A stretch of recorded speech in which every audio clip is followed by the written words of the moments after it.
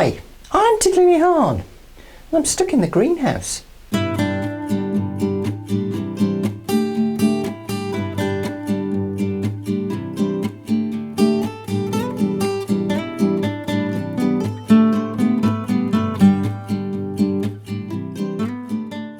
Well, apart from Monday, the rest of this week has been very poor. In fact, autumn has definitely arrived. We're seeing daytime temperatures which are no higher than 12 degrees C, and the cold easterly and northerly winds have made it feel a lot colder than that.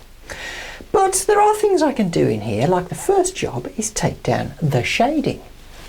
It's always a bit sad to be taking the shading down because you know it's autumn. You know that winter's not far behind. It's cold and it's wet, and my favourite month is coming up soon. Not? Well, it's a lot brighter in here again, and of course this will make an appearance again next year. I'm quite pleased really, because it'll give these tomatoes a chance to ripen off. Especially some of these big ones down here. See if I can show you. Look at these beauties, aren't they lovely? Given that it's raining and I don't really want to take my expensive electrical equipment outside, I'm going to film from inside, and the first thing I'm going to do this week is lift up the beetroot and see what's going on there. But in order to do that, I need to wipe this clear for you.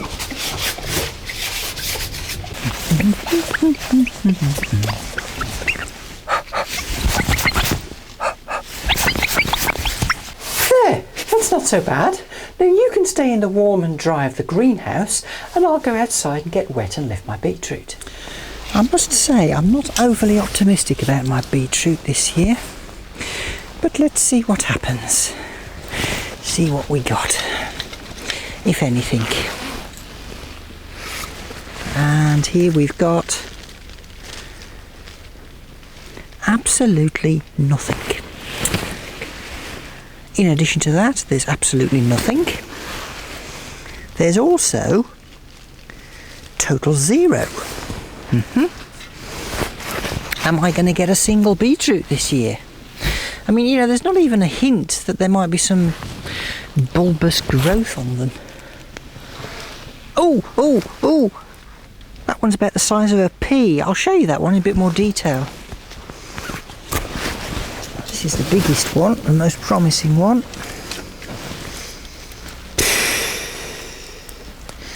These really are quite pathetic this year. Well, it has to be said that this year's beetroot crop is not exactly the most successful, and I put that down to a couple of things. One is earwig damage, because they certainly got chewed about a bit. Secondly, they were in the shade of both the courgettes and the pumpkin for quite some time.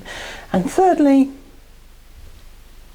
there is no number 3. But there are 3 tiny beetroots. Now don't laugh. Here they come. Are you ready? How sad is that? I don't think I'll be pickling these. I think I might grate them as a garnish on a lasagna or something. One thing I'm quite intrigued by are my parsnips, and I'd really like to lift one and see what's going on down there. I'll choose one near the end. I choose you. You are the chosen one. Just loosen the soil around it and see if we can pick it out.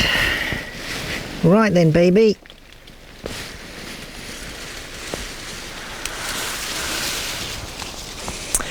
Well, it's undeniably a parsnip. I'll just clean this up and show it you. Well, it's not the biggest of parsnips, but actually there's a couple of encouraging things here. One is it's a bit early for me to be picking the parsnips. I'm planning to lift them all in December, ready for Christmas dinner. But a couple of interesting things. One is it's got a very nice long root, which I would expect to fatten up over the coming 6 to 7 weeks. Secondly, it looks quite undamaged by beasties. And I'm quite looking forward to harvesting these, as I say, sometime mid-December. Unfortunately, you probably won't see it because I'll be off air, but I will take some video footage of it for you. I said last week that I'd pick my russets and my other pair, Well, in order for you to see that, I just need to clean this piece of glass. I hope you guys appreciate the fact that I'm happy to come out here in the rain and pick apples and other stuff so that I can give you something to watch while you're having your Sunday cup of tea and delicious cake. Where's my cake? Bum, bum, bum, bum, bum, bum, bum. Ooh, you're looking quite nice. So that's another 3 kilos of apples plus a pear. So that brings my total apple crop to the year to nearly 40 kilos. That's a lot of apples. I'm going to have to give some away. I should tell you this lovely story. Last year I had a big box of apples, and I asked my neighbour over there whether he'd like some of my apples, and he said, oh yes please. So I handed this big box over. There must have been, I don't know, 8 or 9 kilos of apples, and I said to him, take what you want. About 5 minutes later he came back with the empty box. I thought, no, that wasn't quite the plan. But you don't like to say, well, can I have some of my apples back, please? Something else you can do from the comfort of your nice, cosy greenhouse is watch me pick yet another load of beans. It's been quite a good year for beans. Certainly filled the freezer up, and they'll last pretty much the entire year. Nice beans too. Just, you know, lightly boiled, so they're still slightly crisp. What a friend of mine used to call squeaky beans. You know that feeling where you put them in the mouth, you put them in your mouth, and you bite on them and they kind of go squeak. I love squeaky beans. Oh, there's so many of them. It's like taking candy from a baby. Not that I would, you understand. Well, not unless it put up a fight. Oh, I think I'll come back and pick another load when the weather's a bit better. Well, that's 1 1/4 kilos of delicious French beans, and there's still loads on the plants.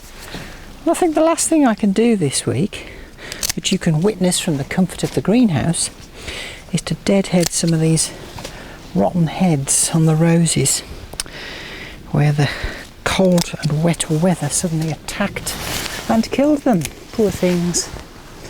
Luckily, there's plenty coming through to take their place. Oh, by the way, the